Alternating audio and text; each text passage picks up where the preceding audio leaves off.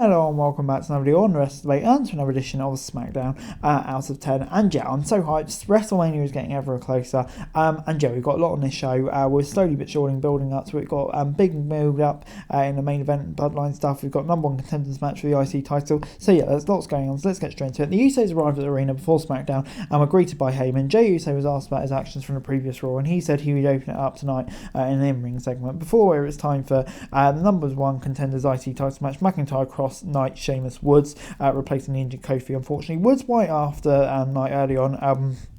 While Sheamus and Brew started the brawl, Cross and Knight teamed up with Woods and took him out before the Joe went after Sheamus and sent him into the barricades. Back in the ring, Woods went up top and hit an elbow drop on Knight, but the others broke the pin. Imperium appeared on the entrance ramp before Knight blocked the Future Shock DDT, but took a big slam from Sheamus. Sheamus got the chops on Woods, and then Cross before Drew came back and called a truce with the Celtic Warrior. Drew got a Claymore before Sheamus hit the Bro Kick on Woods for a double pin. And yeah, it was let's face it, a predictable finish. I think we all knew that was the direction it's going to have. And then, yeah, we'll get some screw finish next week to set up a triple threat match, I'm sure, between these two. But yeah, I mean, I like the direction it's going to go in. It's going to be an absolute banger of a match, and I can't wait for it. So yeah, on the whole, even though it was predictable, it's going to get 7 out of 10 from me.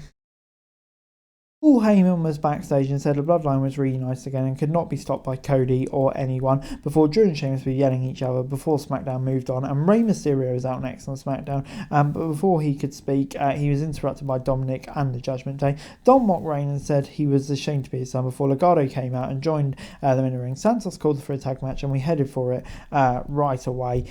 Del Toro was taking a beating early on and was isolated in the ring. Mysterio came in and hit the Three Amigos before Escobar came in and turned things around. Bella was hit by a leg drop before Del Toro came back with a Spanish fly. Vega and Ripley got into brawl outside the ring when Zelina took a powerbomb off a counter. Dom then got a baseball slide on Rey on the outside before getting a roll up on Del Toro.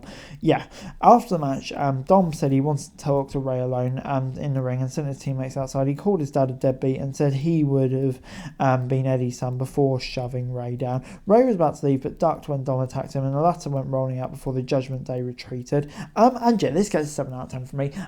Still loving all the Judgment Day stuff. The match wasn't bad either. And yeah, just character with Rey obviously going into the Hall of Fame. I'm not sure how it's going to work because yeah, Hall of Fame should be out of the storyline, but I got a feeling this might not be. But yeah, I'm very intrigued by that, and also very happy Rey's going in. He totally deserves it. But yeah, on the whole, just a good segment. Dom's still great at this. Loving all the Judgment Day Rey stuff. Good stuff. 7 out of 10. Charlotte was backstage with SmackDown. Told him Pierce she wants the match tonight, and as ever with Charlotte, she got her wish. Before it's time for Braun Strowman and Ricochet versus the Viking Raiders, Eric and Ricochet kicked things off, and the latter took a beating from the Vikings early on. Braun came in and tossed the Vikings outside before sending Ricochet after them with an assisted dive. Ivar sent Braun into the barricades outside before Ricochet tried to lift Eric for the stand but failed. Braun came back and cleared the ring before running through the Vikings at ringside, but went into the announce desk. Valhalla then distracted Ricochet, causing him to miss a dive, and Ivar got distracted on the top rope move for the win. And yeah, this gets a 5 out of 10 from me. I can't lie, I thought we were done with this Strowman and Ricochet stuff. Just kind of feels like repetitive. We've seen it before. Do something more with the Viking Raiders. Do something more with Braun and Ricochet. And 5 out of 10 from me, unfortunately. Gunther walked out to Adam Pearce backstage and said he only signed up one opponent, not two. Adam told him Drew and Sheamus will face each other next week to decide who gets to meet the ring general for the title at WrestleMania. Spoiler alert, it will probably be both. Before it's time for Charlotte versus Shotzi. Charlotte tried for an early submission but was denied by Rhea, who came out to watch the match from ringside. Shotzi used instructions to try for a roll-up before getting a German. Flair then dodged a kick and got a big boot before getting some big counters and a fall-away slam followed by a spear. She called out Rhea before locking in the figure 8 submission and getting the win. After the match, Rhea joined Charlotte in the ring and said she could see through Flair's insecurities. Rhea vowed to take Flair's title away before Charlotte said she takes the business a lot more seriously and that Ripley couldn't beat her. This is, I don't know, I'm not truly into this storyline yet. I still feel like it needs a bit more build. This wasn't bad or anything like that, so I'll give it a 6 out of 10. It did its job. She got Charlotte over, kind of sticking off a feud. But yeah, I don't know, I feel like this feud could still do some more and has a lot more potential, so hopefully they fulfill it in the coming weeks.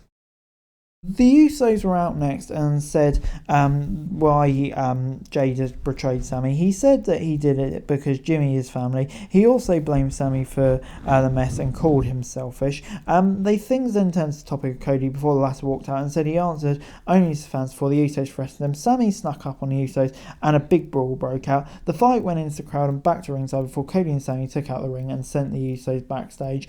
And yeah, this was a brilliant ending. It's all almost kind of intertwined, Cody and Sammy, two major baby faces now, and that's brilliant because it leads so many future directions. Tag team match, Owens involved as well, and stuff like that. And yeah, it got a massive pop from the fans as well. Still, this Bloodline stuff is really damn hot, despite what people may think.